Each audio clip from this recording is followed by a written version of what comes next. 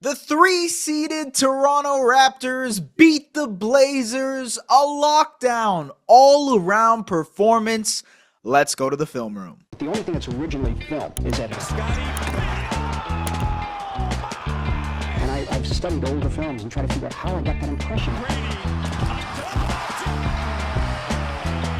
I was getting these right in the cutting room. The unique thing about film is an art form exactly. is the editing.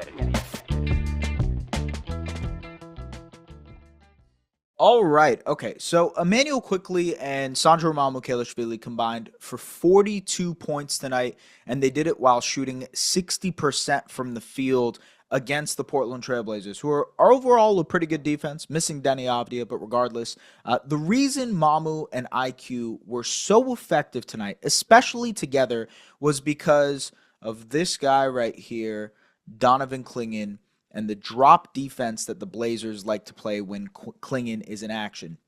Drop defense is a recipe for disaster against these two players, Mamu and IQ. And when you pair those two together, alongside some poor screen navigations from the Blazers, you get a lot of good shots. So boom, right here, pick and roll. And again, because Clingan likes to camp out here, the Blazers do not like him picking up higher up the floor just because they don't trust his foot speed. And so overall, IQ able to comfortably get into these pull-up threes. Same thing with their other big in Young Hansen, who they also don't trust to play more aggressively in pick and roll coverages, so they put him in deeper drop. That allows quickly a lane to be able to attack, and also a slower-footed big man to be able to attack as well. That's exactly what happens. He gets downhill, settles to a floater. And because of Mamu here, right, Clingan is sort of in no man's land, right? He knows that he has to pick up higher up the floor. Otherwise, Mamu is going to trail this play, and he's really good in this above the break area. He also can't necessarily play that deep down because, again, very easy opportunity for Mamu. So he's caught in no man's land, not protecting the paint or really contesting a Mamu three. And that's exactly what allows Quickly to drive downhill without any rim protection there. Again, pick and roll, and now this is an empty side pick and roll between Quickly and Mamu. And again, Blazers are putting, look how much space Quickly has to operate here, right? As the pick and roll happens, it's a high pick and roll too. So now he can attack Clingan, and look how much space Clingan is giving him. Clingan is actually backpedaling as well. And a really good job by Quickly to get into the teeth of the defense and finish. Now, the Mamu aspect of this, which is just as important. Mamu puts so much pressure on defenses in the pick and roll. We've talked about his connection with Jamal Shed, but here, high pick and roll once again.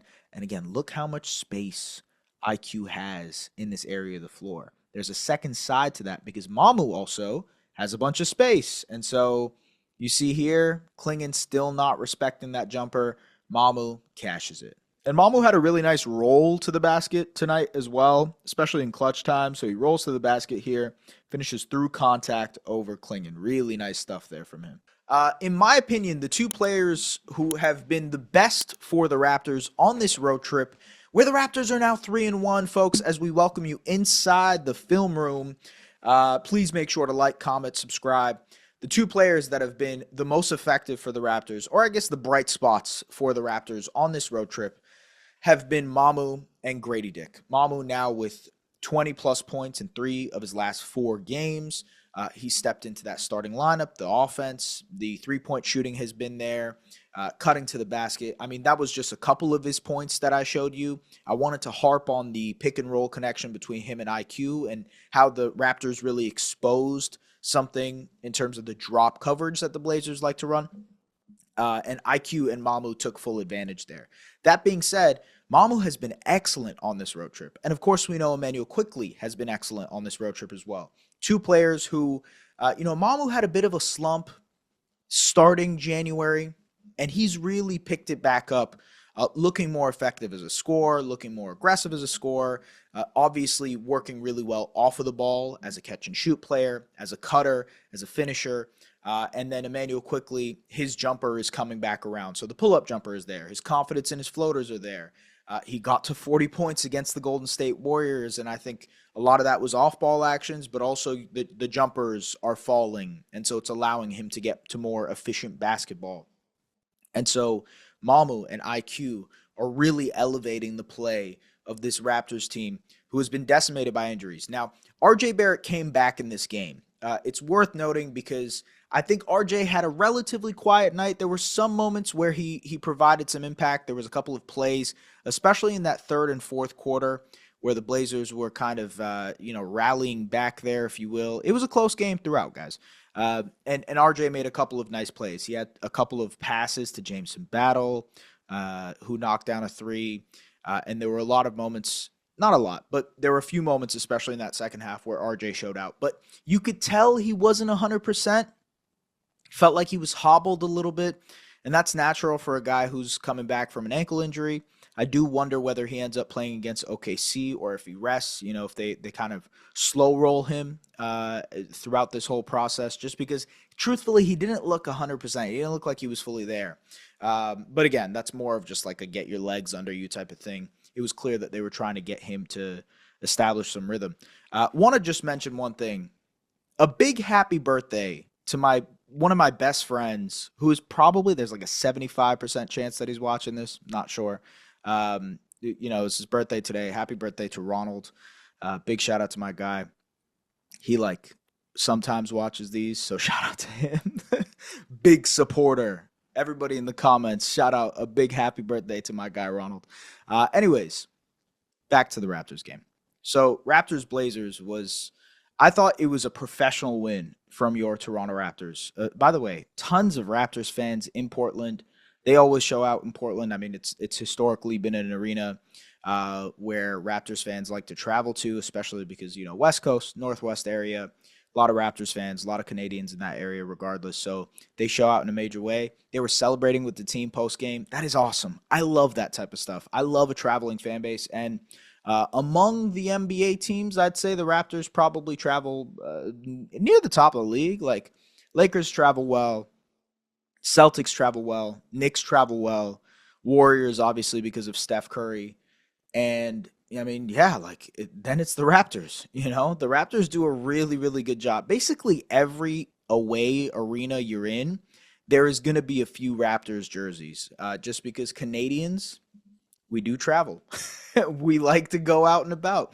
And so that it's very cool. It's always an awesome moment when you see Canadian fans out there on the road supporting the Raptors. Speaking of on the road, the Raptors are now 3-1 in their West Coast road trip. If you have been watching this show, you know how many times I've talked about this is being a moment of truth for this Raptors team. And while they are now not out yet, they're not out of the forest yet. They're not out of the woods, the forest, whatever. They are not out of the woods yet. There's still a couple of pretty important games that they have to play. And there's still a few games left until the trade deadline. It's looking pretty good. 3-1 in this West Coast road trip. Obviously, that loss to the Lakers, but they've taken care of business against teams that they should have taken care of business against, which I think is a testament to how professional this team has become, how effective they are in understanding any given matchup, and not playing with their food. I think earlier in the season, especially in December, we saw a couple of moments against Brooklyn, against Washington, which are worse teams than these teams that they beat, where they played with their food in an ineffective way. I haven't seen that much playage of foodage in January. They've taken care of business in a very, very good way. Those back-to-back wins against the Hawks without Trey, splitting the Philly games, over beating the Hornets. They did what they had to do in this month. And I think this road trip actually details that. So Golden State without Jimmy Butler on a back-to-back, they fully take advantage. It's an incredible Immanuel Quickley game. Sacramento, obviously another team on the second night of a back-to-back, but you're also on the second night of a back-to-back. You have tons of injuries. Colin Murray-Boyles is hurt. How do you respond? It was interesting, but for the most part, they took care of business. And now Portland tonight. This is a Portland team that has been playing some really good basketball. Of course, no Denny Avdia in this game, and Denny completely changes the complexion of their offense. And so they weren't as effective as you probably hoped they would be or wanted to be in terms of competitiveness. But you still got some pretty good games out of Drew Holiday. You got a pretty decent game out of Shaedon Sharpe. I thought Klingon, who, by the way, I should note, as much as the Raptors were taking advantage of Klingon on the defensive end, boy was he taking advantage on the offensive end. He's like 7'3". I don't even know. He might as well have been 8 feet tall tonight because that's how he looked on the floor on offense. He grabbed 8 offensive rebounds, 16 rebounds in total. And it's actually bizarre that he was 6 of 14. Truthfully, it's probably because he took 4 threes. Maybe he shouldn't be taking threes. Bro acts like he's Brooke Lopez. You're not Brooke Lopez. Anyways, that's a different conversation. Not here to talk about the NBA. We're here to talk about the Toronto Raptors. Either way, folks, this was a good win. It was a very good win. And there were a couple of moments there where it looked like the tide could turn in favor of the Blazers. And it was one guy who made sure that the Raptors won this game.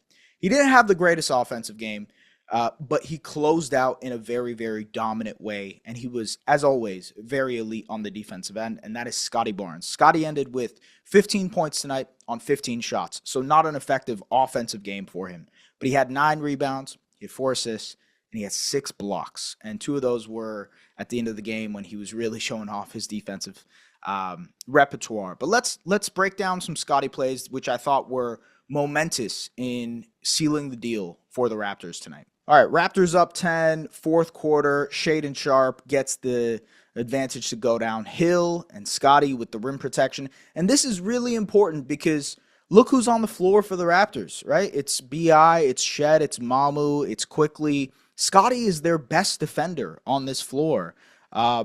And so he's being tasked with being the back line rim protector, the final line of defense. So him blocking these shots is massive on a night like this. Same thing here. Obviously Mobo is a great defender, but in terms of being the back line rim protector, Scottie was basically playing center here for the Raptors in this game, and that's exactly what he does here. Another block shot. Thought he had some really nice plays to Mamu too. So here, gets downhill, engages the help defense, and finds Mamu in the dunker spot for the finish. He did a great job against the pressure of the Blazers too here. Again, in a very clutch moment, 4-point game, drives downhill, and finishes over Jeremy Grant. One of my favorite versions of Scottie Barnes is bully ball Scottie Barnes. And so he sees Donovan Klingon here in the rim. Mamu is going to pass this ball to him. And instead of settling for a mid-range jump shot, instead of going up with a layup, something that Klingon could possibly block, he just goes straight into his chest. That's exactly what you have to do when engaging with such a big player like that, to not give them the advantage to block the shot, and goes up and dunks this ball. That is perfect power play by Scottie. A few possessions later, now in the post. Again, this is all clutch moments. 88-85, Scottie in the post. Raptors need a bucket. He goes one-on-one against Klingon. Beautiful spin move and finish. And that was Scottie Barnes, folks. I mean, I probably could have broken down a few more plays for him, but I thought he was so effective, especially in that fourth quarter, of making really, really big plays in big moments, understanding when the game requires him. I think that's something that you can see in a player that's maturing. It's understanding the moments of the game, understanding when to take advantage versus not to. And this, I mean, you can listen to basically any player run podcast, and if they're going into an in-depth conversation about how they are able to, actually, I kind of remember, I want to say it was Dominique Wilkins and Shaq. And, this is what it is. I've found the story. Sorry for letting my mind work for a second. There was a Shaquille O'Neal documentary that I watched, and I can't remember where it was. It was either Netflix or Crave or whatever. Anyway, sponsor us. It was a documentary that I watched about Shaq's life, and it was one of the opening episodes when he was a rookie. And I remember he had a conversation with either Dominique Wilkins or Hakeem Olajuwon, and Hakeem was telling him, you're doing a really great job. It's very clear that you have talent in this game, and you're awesome. And Shaq had one of the best rookie years of all time. You can go back and look, but you have to understand how to pace yourself in a game, how to understand where, like, okay, I have 4 minutes here. How am I going to maximize these 4 minutes? And when can I allow other guys to get involved within the flow of the game? And Scottie's always been an incredibly unselfish player, so he's always going to get guys involved. But understanding timing in a game is something that happens when your game matures. And Scottie absolutely does that now. Like, you can see in moments where the game is slipping, or where he understands that the other team is making a run, or when the offense dries up for the Raptors, he's going to run in transition as hard as he possibly can. He is going to work in the post and try to score. He is going to make a incredible defensive play as the back line help rim protector. That's just what Scottie Barnes does on a night-to-night basis now. And it's been a joy to watch him mature and become the type of all-star and potentially all-NBA player that he is. And I think it's becoming really tough to argue a defensive player of the year conversation for him. I think Wemby and Chet have very, very clear arguments over Scottie Barnes. Wemby, of course, leading the league in blocks. The difference between the Spurs when he's on the floor and when he's off the floor defensively is the second best defense in the league and like the 23rd defense in the league. Wemby is something else. But Wemby also might not be eligible for the award. Chet Holmgren, on the other end, has an incredible case as well. OKC is the number one defense in the league. Chet, in terms of defensive field goal percentage at the basket, is number one in the NBA. He stops shots at the basket better than basically everybody, including Wemby. So Chet has an incredible case as well. But in terms of like the amount of work that a defender has to do on a specific team to raise up that team to be they were a top 5 defense at some point. They're probably top 10 at some right now. To be that level of defense, I don't think there is a top tier defender or all defense defender right now that has to do as much for their team on defense as perhaps Scottie Barnes does. And again, Wemby clearly does a lot for his team. He's clearly a better defender, clearly a more talented defender in terms of sheer size. He's 7'4". And Chet, it has this incredible defensive nucleus that he works in, and you plug and play him, an elite rim protector, in that, and he works like a charm. But Scottie has to play whack-a-mole with the Raptors on defense. And I think that takes an incredible amount of energy, understanding timing, understanding moments, and boy, did he show it tonight. So yeah, Scottie's been incredible. A guy who is also picking things up and understanding the rhythms of the game and truthfully has played better basketball as of late is Gradey Dick. And I've talked about, obviously there's a lot of conversation about Gradey Dick and perhaps the overall disappointing season that he's had, but Gradey has been stacking together good games recently. Let me just pull up the stats here. So Gradey tonight was 10 points on 5 shots. He had this really nice assist that we'll get to as well. But he's had 10-plus points in 5 of his last 6 games for the Raptors. And I think that's really important because, as Darko Rajakovic has mentioned in the past to me and to the rest of the media, Gradey is a guy that needs to see the ball go through the hoop. He's a rhythm type of player. And when the shots are falling, the rest of his game makes so much more sense. He always does the little things. The effort on defense is there, making nice passes on closeouts, saving the ball, trying to draw a charge, what have you, right?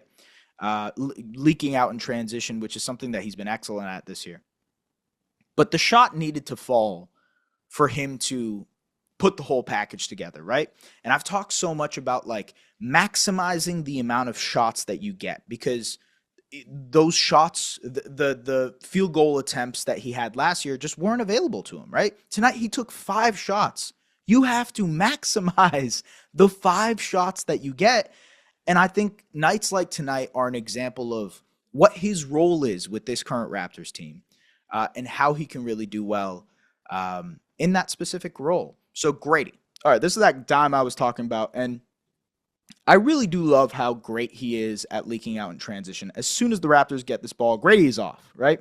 And God bless him because he does not get a lot of good passes. This is something that I wanted to mention as well. This is an absolutely wild pass by Ochai Agbaji, but he saves it. Ochai points up to him right here. Throw me the lob. And that is a perfectly executed transition play. Beautiful pass, beautiful finish. Really like the driving game from Gradey too. Nice pump, and then drives, finishes through. That is just incredible work there. And the threes were falling tonight. He was 2 of 2 from 3, both of them above the break, both of them in rhythm. Very good sign for Gradey. This is a pretty neat play to get options for the Raptors. Down screen for Brandon Ingram, and BI is going to cut to the basket here. So if the Blazers end up messing up this play, it's a nice pass by Mamu to BI for a finish. The other option is for Gradey to pop out to this area and knock down a three. So they go to option number 2. Both players, see, they mess up the switch. So really, Mamu had the option to do both of these things if he wanted to. But instead, both guys go with BI, and Gradey knocks down the 3. And again, just Gradey in transition. So watch, quickly catches it. Quick and Gradey are at the same spot of the floor in transition. And watch as he darts. He runs this lane, fills it, and a good job of closing it out with the dunk. And that's Gradey Dick for y'all, man. Really showed off like the entire package of what he's capable of when it comes to knocking down his threes, attacking closeouts, working in transition. That was everything that you would want out of a Gradey Dick game. Of course, you would like more scoring, but like as far as everything is considered, 24 minutes, 10 points, 2 assists, or two rebounds, 1 assist, cool. You will take that from Gradey Dick right now. Folks, now, as I said, the Raptors are 3-1 in their road trip. I think that is very good. Big win in terms of the moment of true stuff that I've been talking about. Taking care of business here. Winning professionally. Scottie Barnes looks great. Brandon Ingram was awesome in this game. He also had 20 points. Much like Scottie, understanding the moments and times where the Raptors need a bucket, and he goes out and gets it. RJ Barrett is back. Hopefully he remains healthy for this team as they need him, especially his offense against better teams. OKC will be a very interesting challenge. I have no idea when Jakob Poeltl comes back, but I am assuming the Raptors are inching closer to potentially acquiring a big man. Whether that is Domantas Sabonis, whether that is Goga Bitadze or Day'Ron Sharpe or Yves Missi, I don't know. But the trade deadline is inching closer, and the Raptors getting a big man that could help them is doing the same. So we're almost at that point. So we'll see what happens. Folks, as always, make sure to like, comment, subscribe. Do the things that you guys usually do to make sure Raptors Republic goes out to other people. My phone just dropped. Hopefully it didn't break. Appreciate you guys. I will see you guys later. OKC on Sunday. Peace.